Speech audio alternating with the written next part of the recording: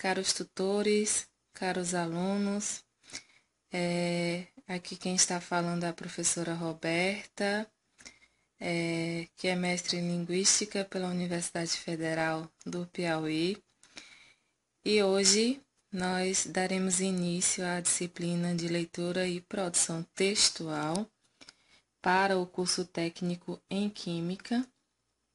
Primeiramente, quanto ao conteúdo programático da nossa disciplina, nós teremos aspectos que giram em torno da gramática normativa, a exemplo dos tópicos sobre ortografia, pontuação, concordância verbal, dentre outros. Assim como também trabalharemos em conjunto com os aspectos estruturais e que dizem respeito ao significado, ou seja, à parte semântica da nossa gramática, através justamente dos trabalhos com gêneros textuais, bem como suas tipologias, também tendo os aspectos voltados para a coesão e coerência textuais, além da própria produção textual, que nós faremos através da redação de cartas oficiais, a exemplo de memorandos, ofícios, atas, etc.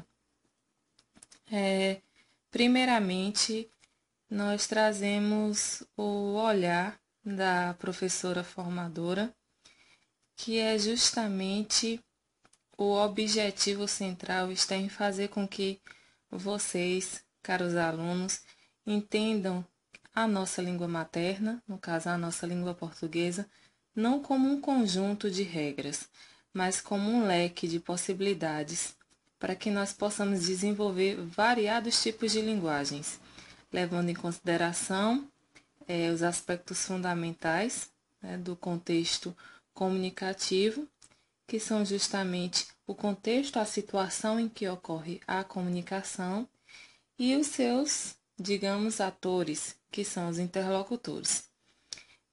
Para, obviamente, aí visando o sucesso da nossa comunicação, né? E dando já início aos aspectos voltados propriamente para o conteúdo da disciplina, nós veremos aqui ortografia, numa perspectiva não tão comum, como se quando vocês fossem abrir a gramática, vocês iriam não, vocês acabam se deparando com aspectos que dizem respeito à utilização, por exemplo, do S, SS, cedilha, dentre outros. Nesse caso aqui, nós veremos ortografia quanto ao uso de algumas palavras que equivocadamente são tidas como sinônimas, e na realidade nós veremos aqui que não o são. E aí justamente o uso errado, digamos assim, equivocado dessas palavras acabam justamente ocasionando outro sentido, outro significado àquilo que, por exemplo, o autor de um texto, seja ele escrito ou oral, queira passar. Quanto à utilização, por exemplo, do onde, aonde e donde, primeiramente em relação à palavra onde, nós temos aqui uma palavra que traz a circunstância de lugar. E normalmente o emprego dela ocorre com verbos relacionados que não estão, nesse caso, relacionados a movimento. A exemplo de quando eu digo onde você esteve. Já diferentemente do sentido de onde, quando nós utilizamos o aonde, é com o sentido de, aliás, estar relacionado a verbos que trazem um sentido à ideia de movimento, não é? Aonde você vai? No seguinte enunciado aí, cabe perfeitamente a utilização dessa palavra. Já em se tratando da expressão da palavra donde, ela está relacionada a verbos que indicam proveniência, origem, ou seja, de onde você é, né? Digamos aí, perguntando a origem de onde, né, a pessoa é, ou de que lugar é equivalente a essa expressão. Dando sequência, nós temos aí também a utilização das palavras mas, acentuado, mas, sem acento e sem o i, e o mas, mais, no caso, grafado sem acento, mas com a presença do i. E aí, a forma acentuada, nós temos aí justamente um adjetivo, né, o plural do adjetivo mar. Já em se tratando do mas, nós temos uma conjunção coordenativa adversativa. E semanticamente tem o mesmo valor de porém, entretanto, todavia, contudo, ou seja, nós podemos substituir sem um dano, sem que haja dano no significado da expressão no contexto em que você irá inserir. Também, nesse caso, pode ser conjunção coordenativa aditiva, nas orações em que aparecem as expressões não só, mas também, digamos, não só ela veio, mas também o seu marido. E aí, por último, em se tratando da utilização do mais, grafado com i, a ênfase aí nós damos justamente na entonação, trata-se de um advérbio de intensidade, que nesse caso é um antônimo, tem o significado, né, diferente de menos. Em seguida, temos as expressões mal com L e mal com U.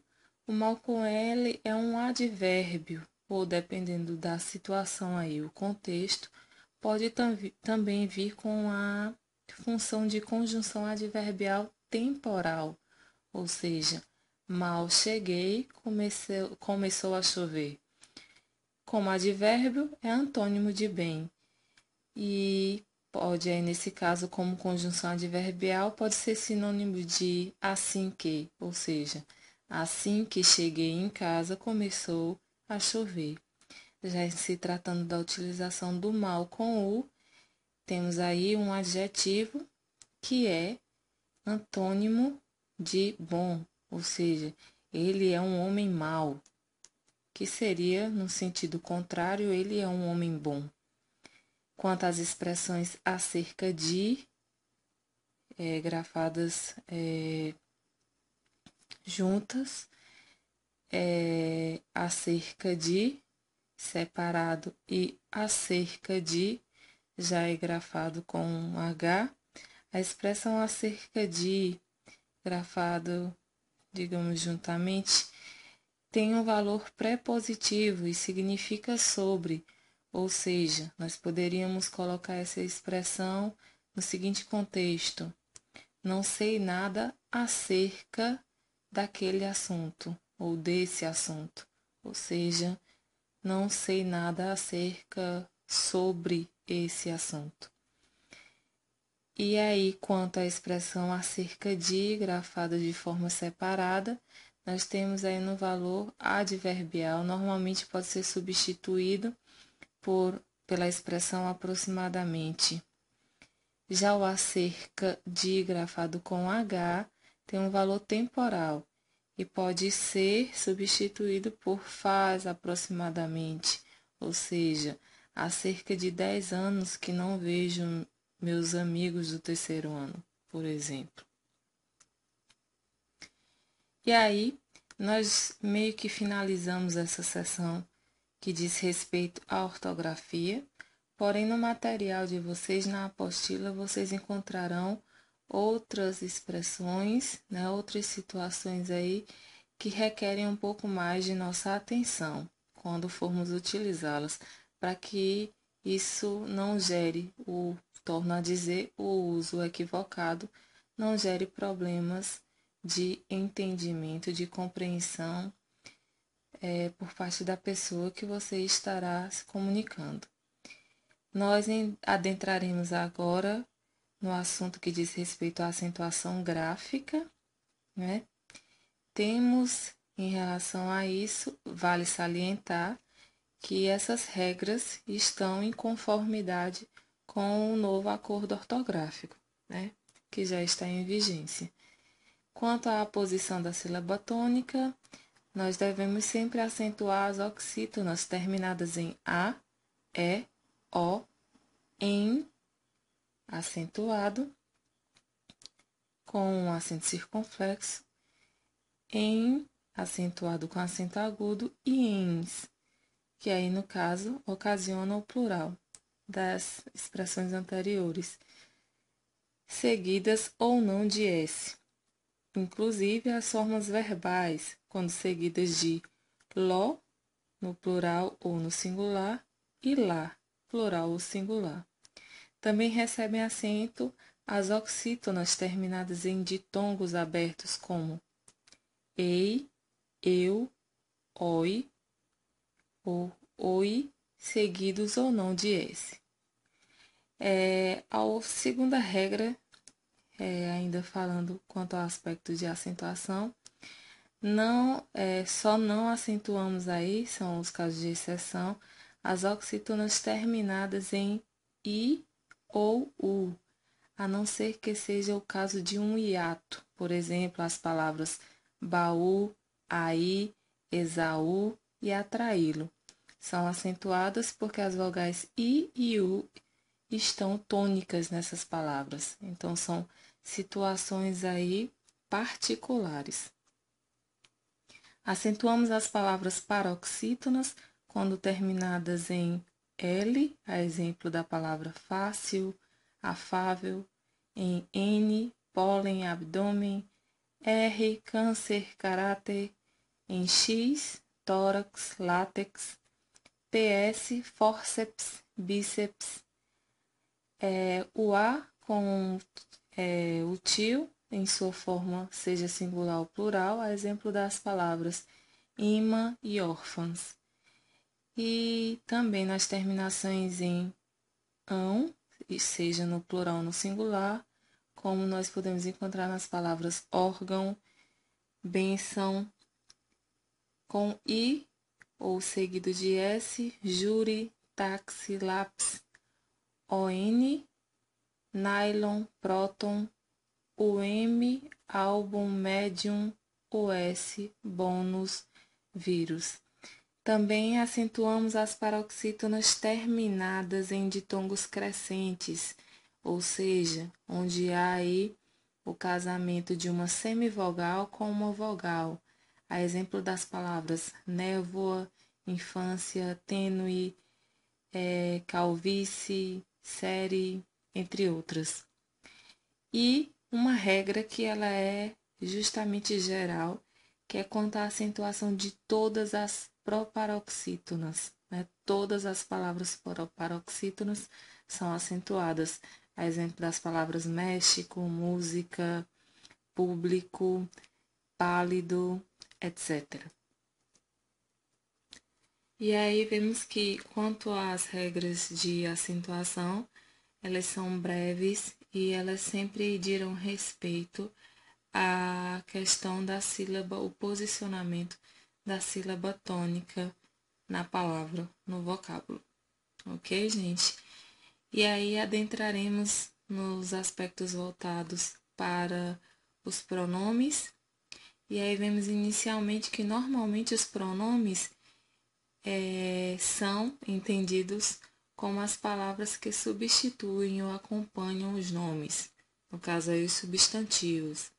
Assim, os pronomes são fundamentais para a elaboração discursiva textual, uma vez que, por exemplo, podem evitar repetições de palavras ou mesmo frases, como no seguinte enunciado: Conheço Maria, ela é irmã de Pedro. Então, ao invés de citar novamente o nome próprio, Maria, nós podemos justamente substituir pelo pronome pessoal ela, que diz respeito, nesse contexto, a Maria. Um outro aspecto que é bem positivo quanto à utilização dos pronomes é que eles podem retomar partes do texto. Exemplo do enunciado que segue: todos devem trabalhar, e isso dignifica a vida. Então vejam que aí o pronome isso retoma todo o trecho da frase anterior. Quanto ao outro aspecto, também nos pronomes, através dos pronomes, nós podemos antecipar partes do texto. E aí vejam a seguinte situação: nosso desejo é este, que todos estudem.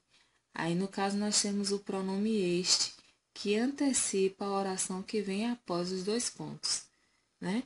Então vejamos que pode haver justamente, nós podemos evitar repetições de palavras ou frases, retomar partes de um texto ou mesmo antecipar as partes de um texto. Vejam o quanto é interessante e importante também nas produções textuais que nós estejamos a utilizar os pronomes, sejam eles de qualquer tipo. Vai depender aí da situação, da nossa necessidade quanto à utilização destes. Partindo agora para o tópico que diz respeito à utilização da crase, nós temos aqui basicamente a definição inicial de crase, que consiste na fusão de 2 sons idênticos. Essa fusão ela deve ser marcada pelo acento indicativo de crase, que é o que nós também entendemos como o acento grave, né? Seria justamente um acento agudo ao contrário, àqueles que consideram dessa forma. Ocorre tal fenômeno por razões sintáticas, né? Um termo, um verbo, seja ele um verbo ou um substantivo, por exemplo, exige a preposição a e a palavra seguinte será o artigo feminino a ou será um pronome demonstrativo iniciado por a exemplo dos pronomes aí aquele, aquela, aquilo. E aí, em síntese, né, nós temos a classificação, a definição de crase como a fusão, né, de 2 as. E aí vai depender também muito da questão da utilização das regras de regência, para que a gente também tenha cuidado quanto à utilização do sinal de crase, né? Temos aqui as situações, que são as regras básicas, vocês poderão verificar com um pouco mais de cuidado, né, as situações específicas. O que eu optei basicamente por ressaltar justamente as situações em que nós não devemos utilizar a crase, já que são tantas as regras de utilização desta. Certo, gente?